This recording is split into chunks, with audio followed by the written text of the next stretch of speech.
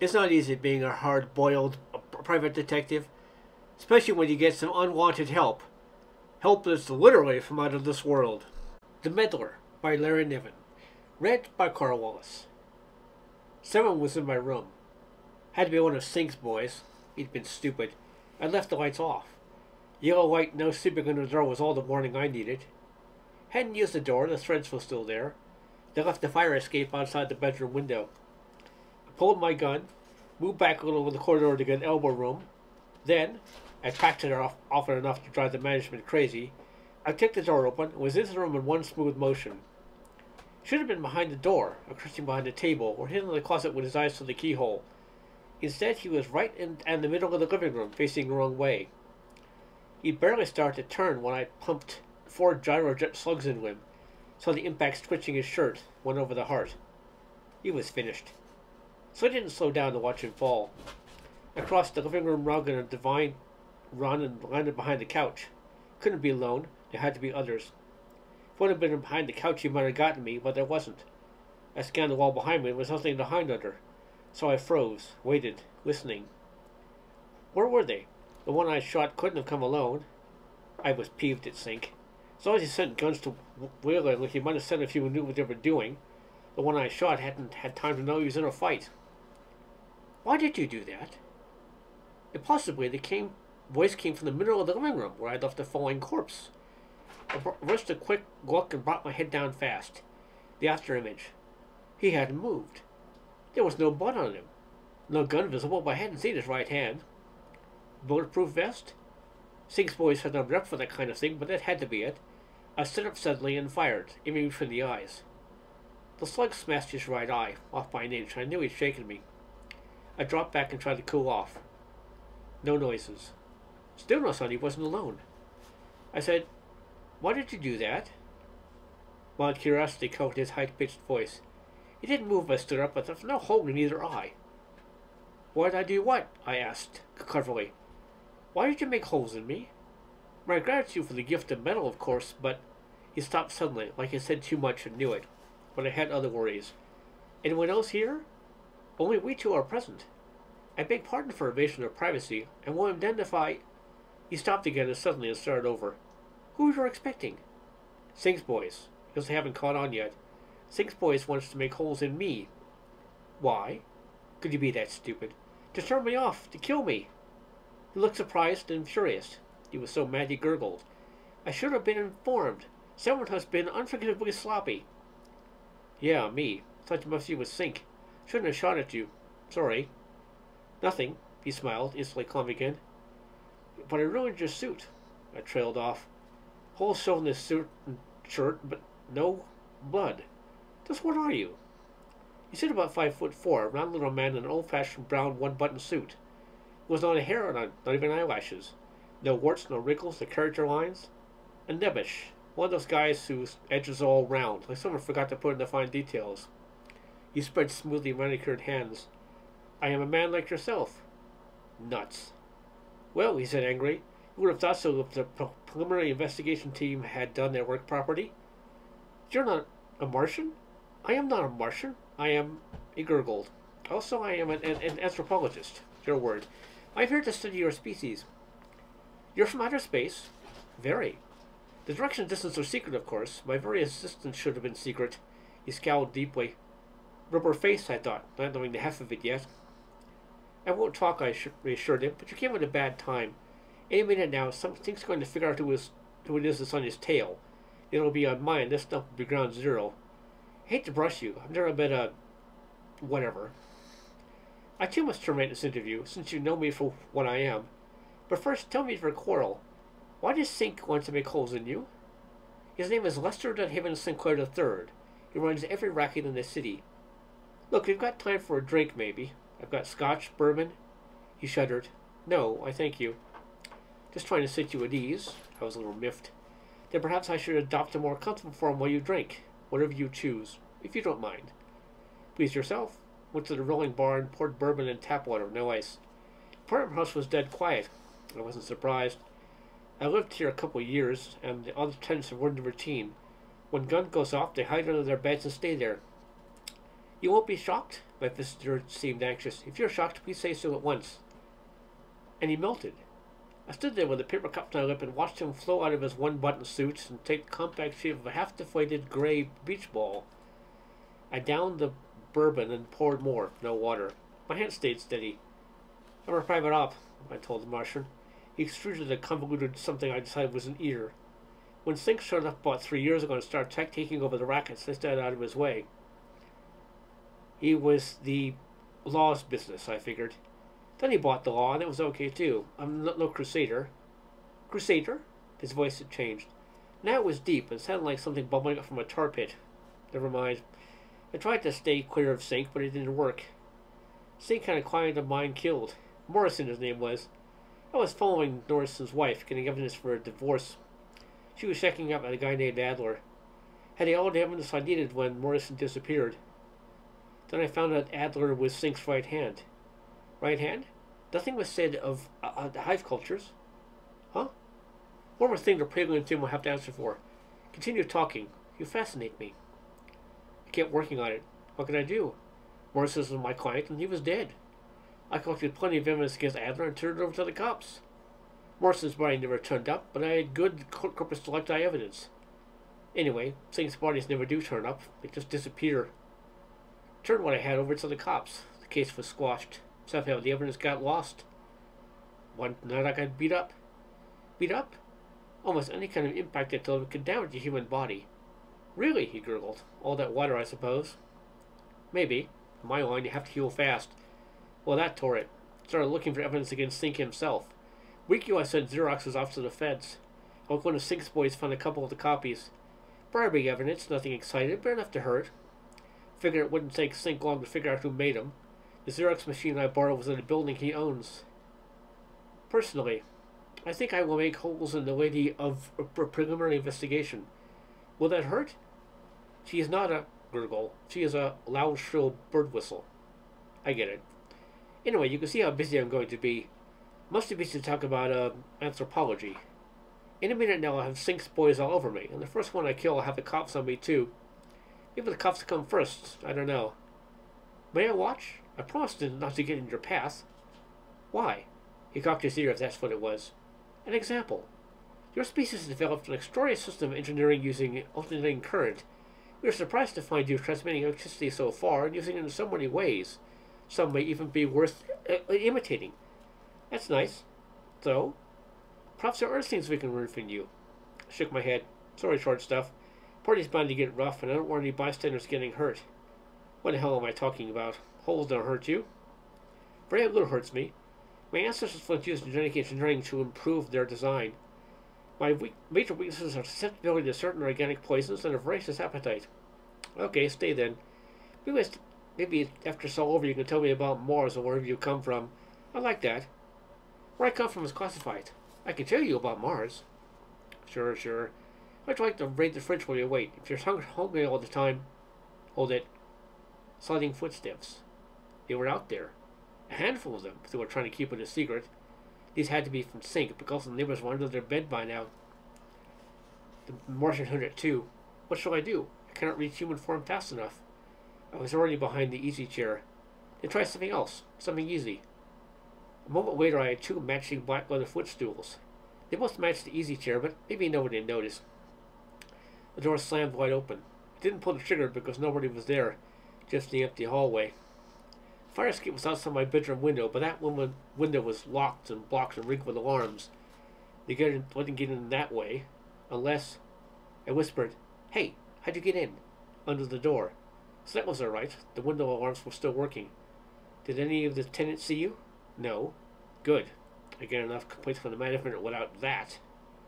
More faint rustling from outside the door. Then a hand and gun appeared for an instant, fired at random, vanished. Then a hole in my walls. He'd had time to see my head to place me. I ran low for the couch. It was getting set again, both eyes on the door, when a voice behind me said, "Stand up slow." You had to admire the guy. He got to the window alarms without a twitch, in the living room without a sound. He was tall, olive skin, with straight black hair and black eyes. His gun was centered on the bridge of my nose. I dropped the gyrojet and stood up. Pushing it now would only get me killed. It was very relaxed, very steady. That's a gyrojet, isn't it? Why not use a regular heater? I like this, I told him. Maybe I come too close or take his eyes off me or anything. So it's a toy with no recoil. The gun is just a launching chamber for the rocket slugs, and they pack the punch of a .45. But man, the slugs cost $1.45 each. I don't shoot that many people. At those prices, I believe it. Okay, turn around slow, hands in the air. His eyes hadn't left me for a moment. I turned my back. Next will be a sap. Something metal brushed against my head, feather light. I whirled, struck at his gun hand on his larynx. Pure havoc. I moved the instant the hand touch told me he was in reach. He was stumbling back with his hand to his throat. He put a fist in his belly and lying the other on his chin. He dropped, trying to curl up. Sure enough, he was holding a sap. But why hadn't he hit me with it? From the feel of it, he let it gently on top of my head, carefully, as if he thought the sap might shatter. All right, stand easy. The hand and gun came through the doorway, attached to 6 feet of clean living. I knew him as Handel. Looked at getting brainless hero, but he wasn't brainless and he was no hero.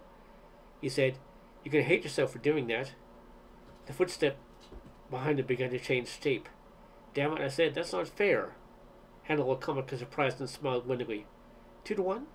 I was talking to my footstool. Turn around. We've got orders to bring you to sink if you can. You've still got out of this alive. I turned around. I'd like to apologize. Save at your sink. No, honest. Wasn't my idea to have someone else mix in this. Especially, again, I felt something brushing against the side of my head. Marshall must have been doing something to stop the impact. I could have taken Handel then. I didn't move. It didn't seem right that I could break Handel's neck when he couldn't touch me. 2 to 1 I don't mind, especially when the other guy's the one. Sometimes I'll let some civic-minded bastard help us, some chance to live through it. But this? What's not fair? Asked a high, complaining voice. Handel screamed like a woman. I turned to see him charge in the door, jam, back up a careful 2 feet, try for the door again and make it. Then I saw the footstool. It was already changing, softening and outlining, but I got an idea of the shape Handel had seen. The wonder softened his mind. I felt it softening my bones, melting the marrow, and I closed my eyes and whispers, "Damn it, you were supposed to watch. You told me the impact would damage you. That's not the point. The seconds are always getting hit on the head. We expected.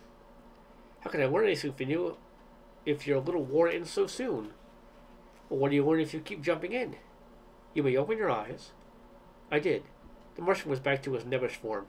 He fished a pair of orange shorts out of his pile of clothes. "I don't understand your objection," he said. "This sink will kill you if you can. Do you want that?" "No, but do you believe that your side is on the right?" "Yes, but why should you not accept my help?" Wasn't sure myself. It felt wrong. It's like sneaking the suitcase bomb into the sink, smashing and blowing it up. Thought about it while I checked the hall. Nobody there. Closed the door and braced the chair under the knob. The dark one was still with us. He was trying to sit up. "Look," I told the Martian, "maybe I can explain, maybe I can't. But if I don't get your word to stay out of this, I'll leave town. I swear it. So I'll drop the whole thing. Understand?" "No. Will you promise?" "Yes." The Spanish type was rubbing his sword and staring at the Martian. I didn't blame him. Fully dressed, the Martian could have passed for a man, but not in a pair of orange undershorts. No hair or nipples marked his chest, no navel pitted his belly. The hood turned a flashing white, smiled at me and asked, "Who's he?" I asked the questions. "Who are you?" "Don Domingo." His accent was soft in Spanish. He was worried he didn't show. "Hey, how come you didn't fall down when I hit you?" I'll say or ask "Your face is turning pink. Are you embarrassed about something?" "Damn it, Domingo, where's Sink? Where are you supposed to take me?" "The place." "What place? The Bel-Air place?" "That's the one." "You know, you have the hardest head." "Never mind that." Okay, what will you do now?" "Couldn't call the law in. Tie you up, I guess. After this is over, I'll turn you over for assault." "After this is over, you won't be doing much, I think. Live as long as they shoot at your head, but then..." "Now drop that!" The Martian came out of the kitchen. His head was flowing around a tin of corned beef, engulfing it and all. Domingo's eyes went wide and round. Then the bedroom exploded. It was a firebomb. Half the living room was in flames in an instant. Scooped it in a gyrojet, stuck it on my pocket. The second bomb exploded in the hall. A blast of flame blew the door inward, picked up the chair I'd used to brace the door, and flung it across the room. "No!" Domingo yelled. "Handel was supposed to wait. Now what?" "Now we roast," I thought, stumbling back with my arm raised against the flames. A calm tenor voice asked, "Are you suffering from excessive heat?" "Yes, damn it, yes." Huge rubber balls slammed into my back, hurling me at the wall. Pressed my arms to take up some of the impact. Still gonna knock me silly. Before I reached it, the wall disappeared. It was the outside wall. Complete off balance, I dashed through an 8-foot hole and out into the empty night, 6 floors above concrete. I clenched my teeth on the scream. The ground came up. The ground came up. What the hell was the ground? Opened my eyes. Everything was happening in slow motion. A second stretched to infinity. I tried to see Strowers turn the crane upwards and the spot handle near a corner of the building, holding handkerchiefs to his bleeding nose. Time to look over my shoulders. Domingo stood against the flaming background, poised in slow motion. An 8-foot circle cut through the wall of my apartment. Flame licked him. He jumped. Slow motion? He went past me like a falling safe. I saw him hit. I heard him hit. It was not a good sound. Living on Wall Street during November '68, I heard it night after night during the weeks following the election. Never got used to it. Despite everything my Bill and Graham were telling me, I was not falling. I was sinking like through water. By now, half a dozen people were watching me settle. They all had their mouths open. Something poked me in the side and I slapped at it, found myself clutching a .45 slug. Poked another off my cheek. Handle was shooting at me. I fired back, not aiming too well. If Martin hadn't been helping me, I had blown his head off without a thought. As it was... Anyway, Handle turned and ran. Touched the ground and walked away. A dozen hot, curious eyes bored into my back, but no one tried to stop me. There was no sign of the Martian. Nothing else followed me either. Spent half an hour going through the usual contortions to shake a tail, but it was just habit. Wound up in a small, anonymous bar. My eyebrows were gone, giving a surprised look. I found myself studying my reflection in the bar mirror, looking for other signs I'd been in a fight. My face, never particularly handsome, had been dignified by scar tissue over the years, and my light brown hair wanted once to stay in place.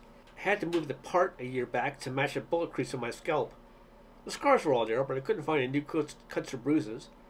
My clothes were mussed, didn't hurt anywhere. It was all unreal and vaguely dissatisfying.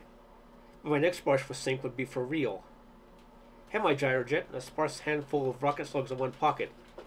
Sink's mansion was guarded like Fort Knox. He'd be expecting me. He knew I wouldn't run. We knew a lot about each other, considering we never met. Sink was a teetotaler. Not a fanatic. There was liquor on the premises of his mansion/fort, but it had to be kept under Sink's sight. A woman usually shared his rooms. Sink's taste was excellent. He changed his women frequently. Never left angry, and that's unusual. They never left poor, either. I dated a couple of Sink's exes, letting them talk about Sink if they cared to. The consensus? Sink was an alright guy, a spinter, inventive and enthusiastic where he counted. And neither particularly wanted to go back. Sink paid well and in full. He bailed a man out of jail if the occasion arose. He never crossed anyone. Stranger yet, no one ever crossed him. Had no trouble learning anything about Sink. Nobody wanted to talk. But he crossed Domingo. That caught us both by surprise. Put it different. Someone had crossed Domingo. Domingo had been waiting for rescue, not bombs. So would I. It was Sink's policy to pull his boys out if they got burned. Either Domingo had been crossed against Sink's orders, or Sink was serious about wanting me dead. I meet all kinds of people. I like it that way. But now I knew enough about Sink to want to know more, much more, and wanted to meet him. I was damn glad I'd shaken the Martian because... Just what was it that bugged me about the Martian? It wasn't the strangest. I meet all kinds. The way he shapeshifted could destroy a guy we don't bug easy. Manners? It was also too polite. And helpful. Much too helpful. That was part of it. The lines of battle had been drawn, and something from Steffner's minor space. He was Deus Ex Machina. The angel defends on a string to set everything right and incidentally to ruin the story. Me tackling Sink when the Martian sent was like a cop finding evidence. It was wrong. But more than that, it seemed to rob the thing of all its points. Nothing mattered. I shrugged angrily and had another drink. The bartender was trying to close. I drank out fast and walked out on a clump of tired drunks. My car had tools I could use, but I doubt there'd be a bomb under the hood. Caught a cab and gave him an address on Bellagio, a couple of blocks from Sink's place. You can remember anything in the area in blocks. It's all hills and the streets can drive you nuts. Sink's home ground was a lumpy triangle with twisted sides and big. It must have cost the moon the landscape. One afternoon I walked past casing it. Couldn't see anything except through the gate. The fence was covered by thick climbing ivy. There were alarms on the ivy. Waited till the taxi was gone, the lowered the gyrojet and started walking. That left one rocket slug still in my pocket. In that neighborhood there was something to duck behind every time a car came by. Trees, hedges, gates with massive stone pillars. When I saw headlights, I ducked, in case Sink's boys were patrolling. Little walking took me within sight of the ivy fence, any closer than I'd be spotted. So I ducked on the property of one of Sink's neighbors. This place was an oddity. Rectangular pool with a dinky pool house at one end, a main house that was all right angles, and between the two, a winding brook with a small bridge across it and trees hanging over the water. The brook must have been there before the house, and some of the trees, too. It's a bit of primal wilderness that jarred strangely with all the right angles around it. I stuck with the brook, naturally. This was the easy part. A burglary rap was the worst that could happen to me. I found a fence. Beyond was asphalt, street lamps, and then the ivy buried to Sink's domain. Wire cutters? And the car. I'd be a sitting duck if I tried to go over. It could have been sticky, but I moved along the fence, found a rusty gate, and persuaded the padlock to open for me.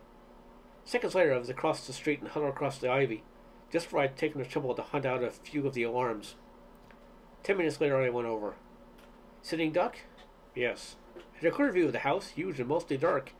The moment before I dropped, someone would have had a clear view of me, too, framed by lamplight at the top of the fence. I dropped between inner and outer fence and took a moment to think. I hadn't expected an inner fence. It was 4 feet of solid brick topped by 6 feet of wiring, and the wiring had a look of high voltage. Now what? Maybe I could find something to shore out the fence. But that would lower the house I was going over.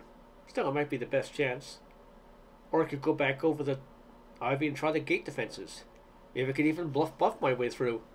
Sink must be as curious about me as I was about him. Everything I knew about Sink was in the present tense. Of his past, and there were no records of his past. But if Sink had heard about my floating lightly down from a 6th floor window, not unlike Mary Poppins, it might be worth a try. At least I'd live long enough to see what Sink looked like. Or, hello, how does your war proceed? I sighed. He dressed down beside me, still man-shaped, dressed in a dark suit. I saw my mistake when he got closer. He'd altered his skin color to make a suit, shirt, and tie. At a distance it would pass. Even close up, he'd nothing that needed hiding.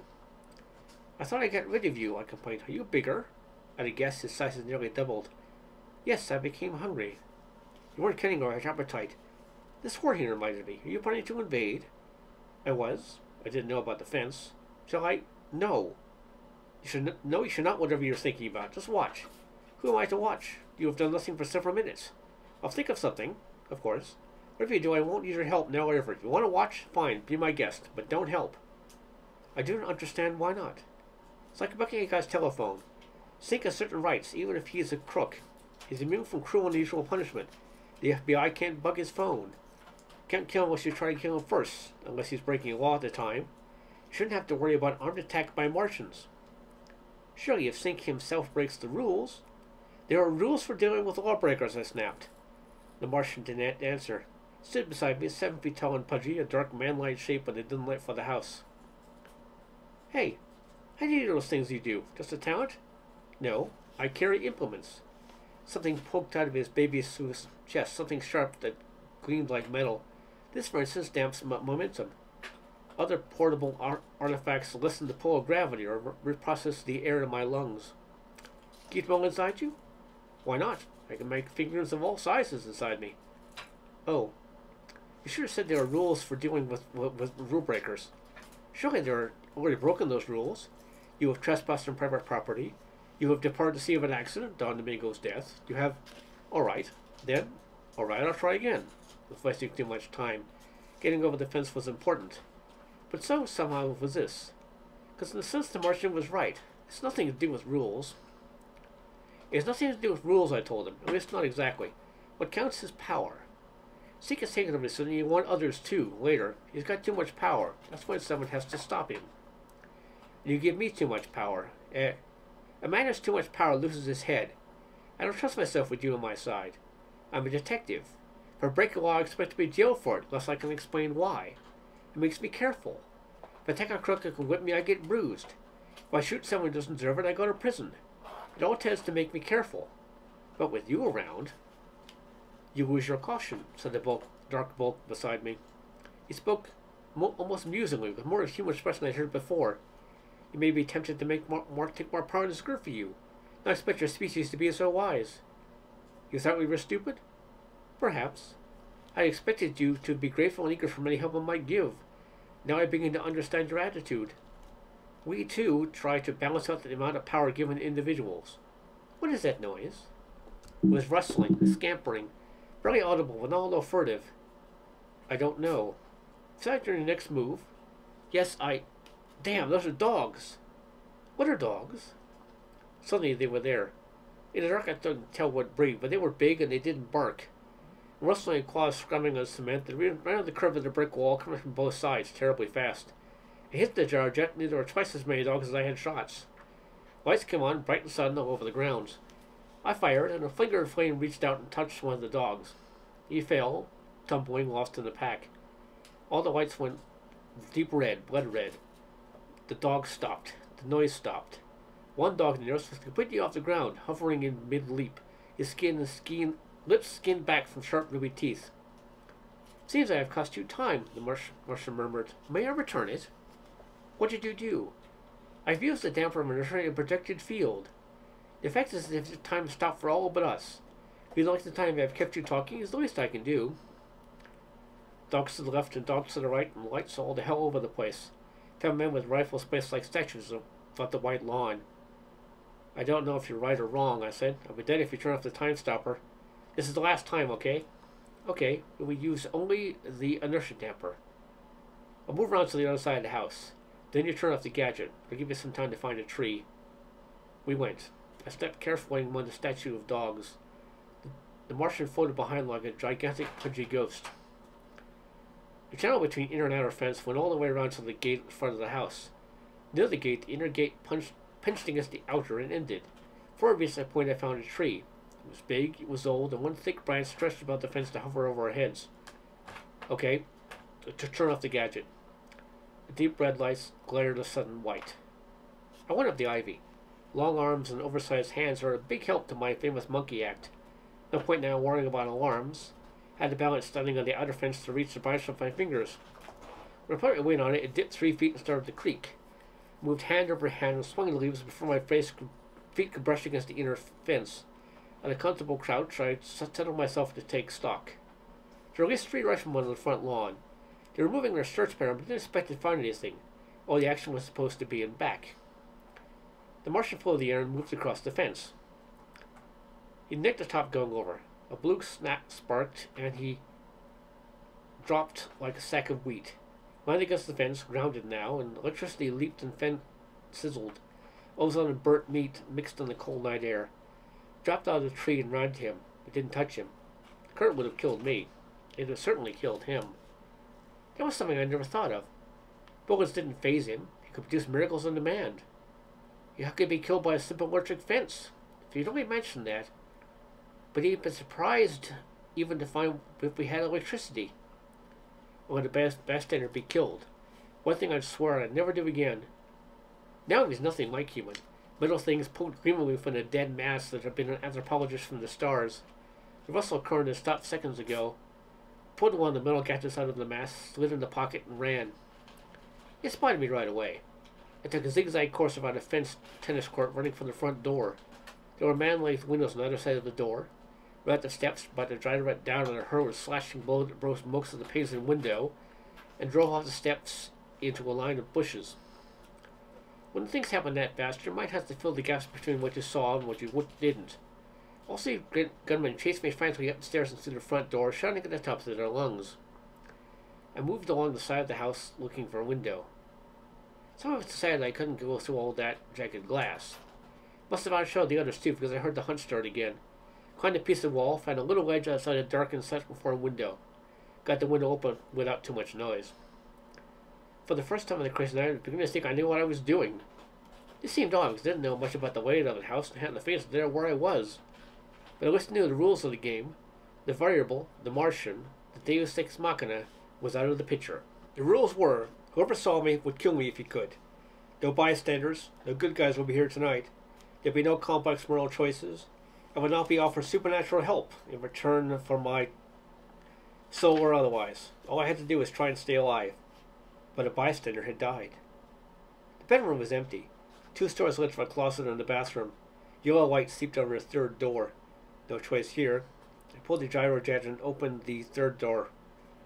A face jerked up over the edge of a reading chair. I shouldered the gun. Kept it aimed as I walked in front of the chair. Nobody else was in the room. The face could have used a shave. It was beefy, middle-aged, but symmetrical enough except for an oversized nose. I know you, it said, coughing enough considering the circumstances. I know you too. It was Adler, the man who got me in this mess, first by cohabitating with Morrison's wife and then by killing Morrison. You are the guy Morrison hired, said Adler. The top private eye, Bruce Cheeseborough. Why couldn't you let well enough alone? Couldn't afford to. Couldn't afford not to. Have some coffee? Thanks. You know what happened if you yell or anything? Sure. Picked up a water glass, dumped the water in the wastebasket. Picked up a silver thermos and poured coffee into his own coffee cup and into the water glass, moving slowly and evenly. Didn't want to make me nervous. He himself was no more than mildly worried. That was reassuring in a way, because he probably wouldn't do anything stupid. But I'd seen this same calm down Domingo, and I knew the cause. Adler and Domingo never noticed to work for Sink, so they all had perfect faith in him. Whatever trouble they were in, Sink would get them out. I watched Adler take a healthy gulp of coffee before I touched my glass. The coffee was black and strong, heavily laced with good brandy. My first gulp tasted so good I damn near smiled at Adler. Adler smiled back. His eyes were wide and fixed, as if he were afraid to look away from me, as if he expected me to explode. Trying to think of a way he could have dropped something in the coffee without drinking it first. There wasn't any. You made a mistake, I told him, and gulped more coffee. My name was Rip Hammer, Mike Hero. I might have dropped the whole thing when I found out you were Sink's boys. But when your name is Bruce Cheeseborough Jr., you couldn't afford to back out of a fight. You should have. You might have lived. He said it without concentrating on it. A puzzled frown tagged at the corner of his eyes and mouth. He was still waiting for something to happen. Tell you what, write me out of confession and I'll leave you here without killing anyone. Would that be nice? Sure, what should I confess to? Killing Morrison. Don't expect me to do that. Not really. I'm going to surprise you. The Adler got up still slow and went behind his desk. Kept his hands high until it was behind him. Then I'll write your damn confession. You know why? Because you'll never use it. Sink will see to that. If anyone comes through that door... I know. Started writing. Well, is there? I examined the tool I was taken from the Martian's corpse. It was bright, shiny metal, while the complex shape was nothing I'd ever seen. Like the plastic guts in a toy gun, half melted and cooled, so all the parts were rounded and merged. I had no idea what it did. Anyway, it was no good to me. I could see slots where buttons or trinkets were buried, but they were too small for fingers. Tweezers might have reached them, or a hat pin. Adler handed the paper he'd been writing on. He made it short and pointed. Motive, means, details of time. Most of it I already knew. You don't say what happened to the body. Same thing that happened to Domingo. Domingo? Sure. When the cops come to pick him up in the middle of the night, he was gone. Even the bloodstains were gone. A miracle, right? Adler smiled nastily. When he didn't react, he looked puzzled. How? I asked him. Adler shrugged uncomfortably. You already know, don't you? I won't write it down. It will bring Sink in. You have to settle for what you've got. Okay, now I tie you up and wend my way homeward. Adler was startled. He couldn't have faked it. Now? Sure, you killed my client, not Sink. He grinned, not believing me, and he still thought something was about to happen. He used the bathrobe slash for his arms and a handkerchief for a gag. There were other bathrooms in the closet to finish the job. He still didn't believe I was going to leave, and he was still waiting for something to happen. I left him on the bed, in the dark. Now what? Turned off the lights in the living room and went to the window. The lawn was alive with men and dogs and far too much light.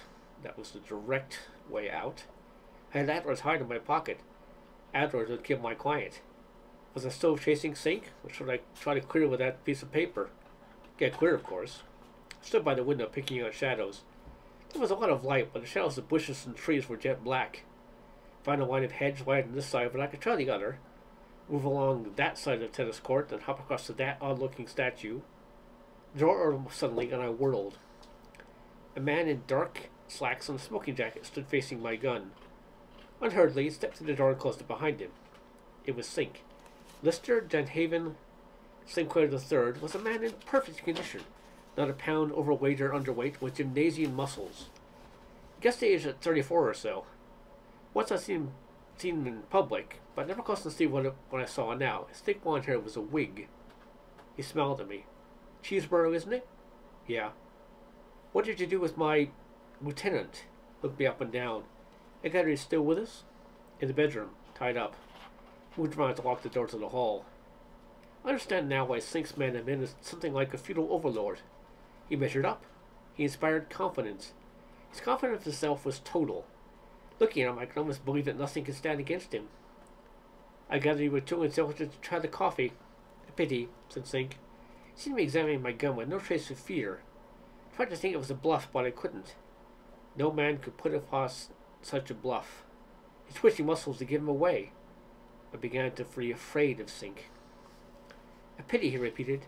Every night for the past year, Adler has gone to bed with a pot of coffee spiked with brandy. Handle, too. What are you talking about? Coffee hadn't affected me at all. You've lost me, I said. Have I? Smiling as if he'd won a victory. Sink began to gurgle. I don't get familiar with that gurgle. I felt the rules changing again, too fast to follow. Smiling, gurgling rhythmically. Sink put a hand in his pants pocket and pulled out an automatic. He took his time about it. It was not a big gun, but it was a gun. The moment I knew that, I fired. A gyrojet rocket slug burns its solid fuel in the first 25 feet and moves from there on momentum. Sink was 35 feet away. Flames raised us to tap on the shoulder joint, and Sink smiled indulgently. His gun was steady on the bridge of my nose. I fired at his heart. No effect. The third shot perforated the space between his eyes. I saw the hole close, and I knew. Sink was cheating too. He fired. I blinked. Cold fluid trickled down my forehead, stung my eyes, dribbled off my lips. I tasted rubbing alcohol. You're a Martian too. No need for insult, Sink said mildly. He fired again. The gun was a squirt gun, a plastic kid's toy shaped like an automatic. I wiped the alcohol out of my eyes and looked at him. Well, said Sink. Well. He reached up, pulled his hair off, and dropped it. He did the same with his eyebrows and eyelashes. Well, where is he? He told me it was an anthropologist. Was he lying? Sure, Cheeseborough. He was the man. The law. He tracked me across distances you couldn't even write down. Sink backed up against the wall. You wouldn't even understand what people called my crimes. And you've no reason to protect him. He used you. Every time he stuffed a bullet for you, it was to make me think you were him. That's why he had to put in a floating act. That's why he disposed of Domingo's body. You were his stalking horse. Supposed to kill you while he's sneaking up on me. He sacrificed you without a qualm. Now where is he? Dead. He didn't know about electric fences. A voice from the hall. Handel's voice bellowed. Mrs. Sinclair? You all right in there? I have a guest, Sink called out. He has a gun. What do we do? Don't do anything, Sink called to him. And he started to laugh. He was losing his human contours. Relaxing because I already knew what he was. I wouldn't believe it, he chuckled. He trucked me all that way to die on an electric fence. His chuckles cut off like a broken tape. Wondering how real they were. How real his laughter could be with his no doubt weird breathing system. The curtain couldn't kill him, of course. He must have shorted his air maker and blown the battery. The spiked coffee was for him, I guessed. He said he could be killed by organic poisons. He meant alcohol. Obviously. And all he did was give you a free drink. He chuckled. I've been pretty gullible. I believe what your women told me. They didn't know. He did a pretty accurate double take. You thought, Cheeseborough, have I made rude remarks about your sex life? No. Why? Then you could leave mine alone. He had to be kidding. No, he didn't. He could take any shape he liked. Wow, I thought. This thing's really gone native. Maybe he was laughing, or thought he was. Sink moved slowly toward me. I backed away holding a useless gun. Realize what happens now? I took a guess. Same thing that happened to Domingo's body. All of your embarrassing bodies. Exactly. Our species is known for its enormous appetite. He moved toward me, the squirt gun forgotten in his right hand. His muscles had sagged and smoothed. Now it was like the first step in making a coin model of a man, but his mouth was growing larger and his teeth were two sharp-edged horseshoes. I fired once more. Something smashed heavily against the door. Sink didn't hear it. Sink was melting, losing all form as he tried to wrap himself around his agony. From the fragments of his shattered plastic squirt gun, rubbing alcohol poured over what had been his hand and dripped to the floor. The door boomed again. Something splintered. Sink's hand was bubbling, boiling.